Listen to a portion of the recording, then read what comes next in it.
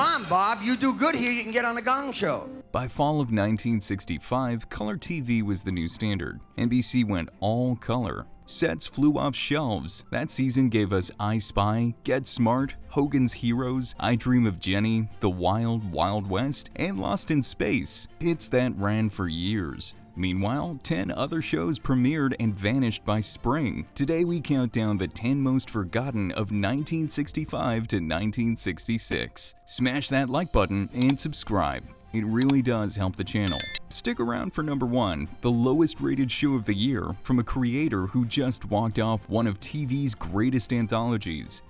Number 10, Blue Light from ABC. Mr. Craven, 16 Chelsea Lane near the street of Blue Light. Robert Goulet was, in 1965, one of the most famous singers in America. He'd starred in Camelot on Broadway, sold millions of albums, and became a household name for his rich baritone and impossibly handsome face. So naturally, ABC looked at all that and thought, you know what? He should play a Nazi spy. Blue Light premiered January 12, 1966, Wednesday nights at 8:30 p.m. Goulet played David March, an American journalist who publicly defected to Nazi Germany while secretly working as a double agent for the U.S. intelligence. He was part of an 18-agent unit code named Blue Light. By the time the pilot started, the other 17 had been captured and executed. So Goulet was the last one standing inside Nazi command, smiling through dinners with SS officers and occasionally stabbing them in the dark. The Broadway crooner stabbing Nazis on primetime in 1966. All real. Created by Walter Grauman and Larry Cohen with theme music by Lalo Schifrin. The show was filmed on location at Bavarian Studios in Munich. The violence was usually graphic for the time. Audiences were not ready. 17 episodes aired before cancellation on May 18, 1966. Here's the kicker though. The first 4 episodes told a continuous story, so producers edited them together and released the result as a theatrical film called Ideal in Danger in December 1966. Blue Light became a movie after being canceled. Number 9. The Long Hot Summer on ABC. It's funny, isn't it, Mr. Quick? Every time we meet, there seems to be an accident. In 1958, The Long Hot Summer hit theaters starring Paul Newman, Joanne Woodward, and Orson Welles. Adapted from William Faulkner's novel, The Hamlet, it made Newman a star and became one of the defining Southern dramas of its era. 7 years later, ABC decided to turn it into a weekly TV series, without Paul Newman, without Joanne Woodward, without The Long Hot Summer premiered September 16, 1965. Thursday nights at 10 p.m. 26 episodes, set in the fictional Mississippi town of Frenchman's Bend. The show followed Ben Quick, a drifter returning home to confront the town's all-powerful patriarch.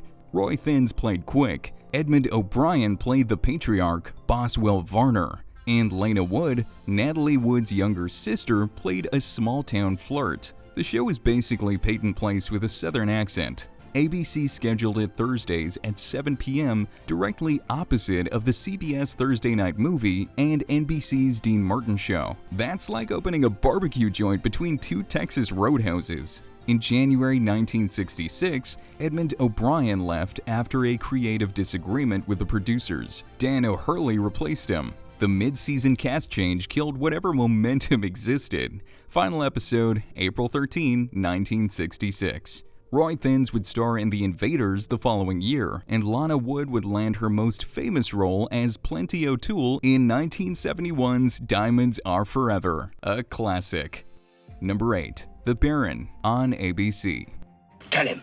No questions. He's to do as he's told. Here's a fun pitch. A Texan who runs an antique shop in London moonlights as a secret agent for British intelligence, drives a sports car with a personalized plate Bar 1, and gets his nickname from his grandfather's 200,000-acre cattle ranch back in Texas. Yes, ABC bought this. American audiences did not. The Baron was a British ITC production that premiered in the US on ABC January 20, 1966, taking over the Thursday 10 p.m. slot from the recently failed Long Hot Summer. Steve Forrest, an American actor born in Texas, played the very British John Mannering.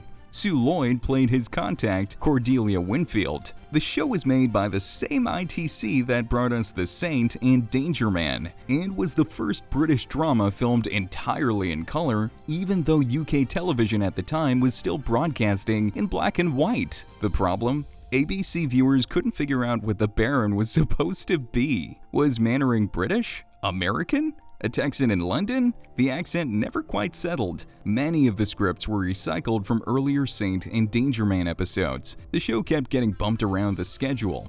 30 episodes total, syndicated mid-run when the ratings tanked. ABC ran it through July 14, 1966, and quietly let it go. Steve Forrest would resume 9 years later as Lieutenant Dan Hondo Harrelson on the 1975 ABC police drama SWAT, a cult hit that spawned the 2003 film and the 2017 series revival. Took him almost a decade, but he got there. Number 7. Mona McCluskey on NBC. Here, you haven't eaten your cornflakes yet. NBC's pitch for the 1965-66 season went like this. What if a glamorous Hollywood movie star secretly married a humble Air Force sergeant who refused to let her spend a dime of her own money and forced her to live in a tiny apartment on his military pay? Because apparently audiences were dying to watch a woman get financially controlled by her husband's ego for laughs. Mona McCluskey premiered September 16, 1965, Thursdays at 9:30 p.m. Juliet Prowse, the South African dancer who had famously been engaged to Frank Sinatra in 1962, played Mona, who worked under the stage name Mona Carroll because apparently her name didn't pop. Denny Miller, the 1959 Tarzan film star, played her sergeant husband Mike, whose hobbies included refusing nice things. Created by Don McGuire and executive produced by George Burns himself through his McCadden Productions Company. 26 episodes total. NBC scheduled it directly opposite ABC's Peyton Place, the most watched soap on television, which was already pulling the woman's audience NBC needed. NBC tried adding more dance numbers to showcase Prowse's actual talent. It didn't help. Final episode, April 4, 1966. This was the only weekly TV series Juliet Prowse ever starred in. After Mona McCluskey, she went back to Vegas and spent the rest of her career headlining nightclub acts. Honestly, smart move. NBC placed her in the same Thursday slot with the next entry on our list. Number 6. Nikki Finns on NBC.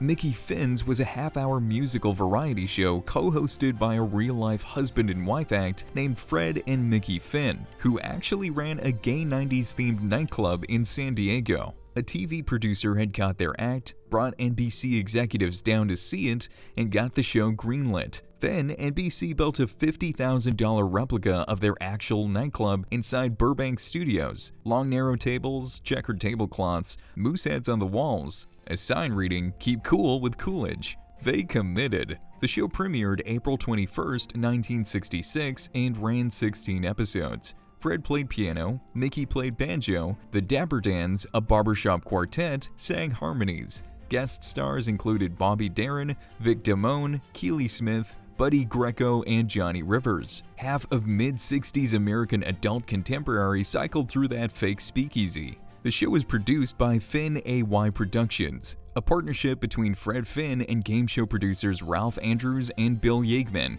Here's the funny part. Nikki Finns actually pulled better Nielsen ratings than Mona McCluskey had in the same slot. NBC still wasn't impressed. Peyton Place was beating both shows badly enough that nobody could justify a fall renewal. Final episode, September 1, 1966. Fred and Mickey went back to their San Diego nightclub. The Mooseheads stayed. Quick pause. We're halfway through. Drop a comment and let us know which of these 1965 disasters you actually remember watching, assuming you were even alive when they aired. And if you're enjoying this trip through the TV graveyard, smash that like button and subscribe so you don't miss the next deep dive. Coming up in the back half, a country girl on a houseboat, a female detective with a pet ocelot, two comedy brothers who'd come back to make history 2 years later, and the lowest rated show of the entire 1965-66 season. Number 5. Tammy on ABC. Big milk scared him all away. Tammy, bring me the rest of that ham off, will you? Hey, boss, Rock hasn't played this. ABC's plan for the 1965 to 66 season was simple. The Tammy films had been hits in the late 50s and early 60s. Debbie Reynolds in 1957, Sandra Dee in 1961 and 1963. The films themselves were based on novels by Sid Ricketts Summer, so obviously the next move was a weekly sitcom about a country girl on a Louisiana bayou houseboat, because what audiences clearly wanted, ABC reasoned, was more Tammy. Tammy premiered September 17, 1965, 26 color episodes. Debbie Watson, 16 years old at the time, played the 18-year-old title character, Tammy Tarleton, who takes a job as secretary to a wealthy plantation owner. Denver Pyle, 14 years before he'd play Uncle Jesse on The Dukes of Hazzard, played Grandpa Mordecai. Frank McGrath played Uncle Lucius until he suffered a heart attack in September 1965 and had to be written out of the show for several reasons. Donald Woods played the rich plantation owner. George Firth played another suitor. Watson was a minor, so she could only work 4 hours a day, with one of those hours going to hair and makeup. That left 3 hours of actual filming, which is a lot of pressure for a teenager carrying an entire show. The Beverly Hillbillies had cornered the rural fish-out-of-water sitcom market 3 years earlier, and Tammy never broke through. Final episode, March 11, 1966. In 1967, Universal edited 4 of the TV episodes together and released the result as a feature film called Tammy and the Millionaire. Same trick Blue Light pulled. Apparently in the 60s, dying on television wasn't actually dying. Number 4. Honey West on ABC. Your tummy is gurgling. Very cute. Happy in your chosen line of work, are you? Sam, are you sure Pete's the one? He's so charming, so nice. I feel so guilty.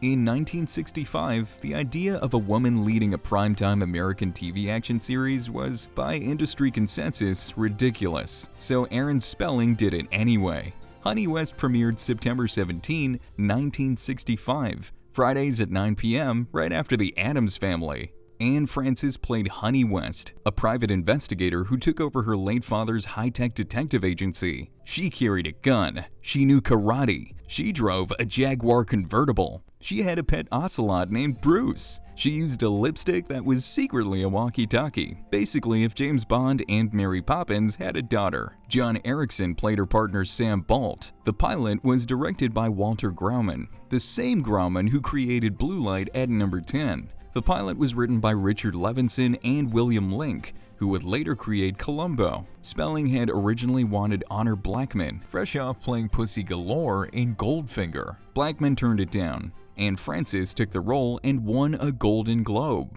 ABC scheduled it opposite CBS's Gomer Pyle USMC, a top 5 hit. The show had decent reviews and a loyal audience, but the network calculated it was cheaper to import the Avengers from Britain than to keep making original Honey West episodes, so ABC killed Honey West and bought a foreign show instead. Final broadcast April 8, 1966.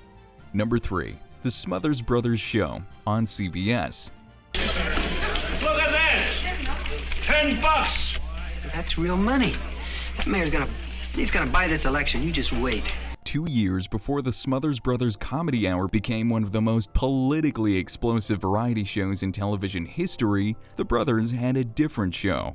This one, and it was a sitcom about a dead guy. The Smothers Brothers Show premiered September 17, 1965, Friday nights at 9:30 p.m. 32 episodes. Dick Smothers played himself as a young publishing executive. Tom Smothers played his older brother, who had died at sea 2 years earlier and returned to Earth as an apprentice angel, created by Aaron Spelling and Richard Newton. The problem? The Smothers Brothers' actual gift was singing and playing instruments and arguing on stage as straight man and clown. The sitcom format buried all of that. The brothers did not play instruments on screen except in a single Christmas episode. Tom Smothers fought 4-star executives so hard for creative control, he developed an ulcer, and his marriage ended in divorce by the end of the season. Final episode, April 22, 1966. But here's the payoff. 10 months after CBS canceled the show, the network gave Tom and Dick a second chance with the Smothers Brothers Comedy Hour.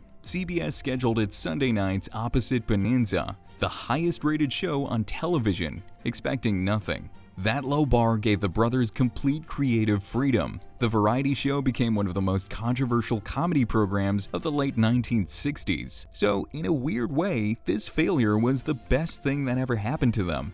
Number 2. Mr. Roberts on NBC. I'd be delighted to take these young ladies to the medical profession of my surgery. But unfortunately, we haven't had a chance to clean up since our last enemy action. In 1955, Mr. Roberts hit theaters starring Henry Fonda, James Cagney, Jack Lemmon, and William Powell. The film won Jack Lemmon his first Academy Award. The 1946 novel was a bestseller. The 1948 Broadway play ran 1,157 performances. By 1965, Mr. Roberts was American storytelling royalty. So NBC turned it into a sitcom. With Unknowns, Mr. Roberts premiered September 17, 1965, Fridays at 9:30 p.m. In direct competition with the Smothers Brothers show, 30 episodes. Roger Smith, the 77 Sunset Strip star, took the Henry Fonda role. Steve Harmon took the Jack Lemmon role. Richard X. Slattery took the James Cagney role. George Ives took the William Powell role. Replacing 4 of the biggest stars in Hollywood with 4 unknowns is the TV equivalent of opening a steakhouse and serving hot dogs. The film had been a serious drama with comedic moments. The TV version was a standard service comedy that had to compete with Hogan's Heroes and McHale's Navy. It lost to both. Final episode, April 8, 1966. Roger Smith largely walked away from acting after this. He married Anne Margaret in 1967 and spent the rest of his life as her manager and producer. So technically, the show failed, but Smith won the marriage portion of the deal. Number 1. The Loner on CBS.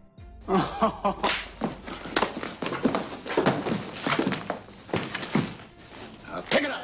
And here we are. Number 1. The lowest rated show of the entire 1965 to 66 season. Created by Rod Serling, roughly a year after CBS canceled its groundbreaking anthology series, The Twilight Zone. After spending 5 years pitching the impossible and getting away with it, Serling decided to do something even more ambitious. A Western. The Loner premiered September 18, 1965. Saturday nights at 9:30 p.m., 26 black and white episodes. Lloyd Bridges played William Colton, a former Union cavalry captain wandering the post-Civil War West, haunted by what he had seen in combat. Executive produced by William Dozier, who is simultaneously launching Batman on ABC. Theme music by Jerry Goldsmith. Rod Serling personally wrote 15 of the 26 episodes. The problem was that Serling did not write a normal Western. He wrote episodes about racism, religious pacifism, survivor's guilt, and post-traumatic stress decades before that was a thing you could put on television. When CBS demanded more action and violence, Serling went public, writing magazine and newspaper editorials accusing the network of dumbing down his show. The fight made headlines. The show got canceled. Final episode, March 12, 1966. Rod Serling did not have another regular weekly series until Night Gallery premiered 4 years later. And Bonanza, the Western that aired on NBC that same 1965 to 66 season, was the #1 rated show in all of America. Same year, same genre, wildly different ratings. Sometimes the audience just isn't ready for what you're trying to do. So there you have it, 10 television casualties from the 1965 to 66 season. A Broadway crooner stabbing Nazis, a movie star living in a tiny apartment, a female detective with an ocelot, and Rod Serling's existential Western getting canceled at the bottom of the ratings. The same year gave us I Spy, Hogan's Heroes, and Lost in Space. Brilliant and cursed, side by side. Until next time, this is Curtain Cut.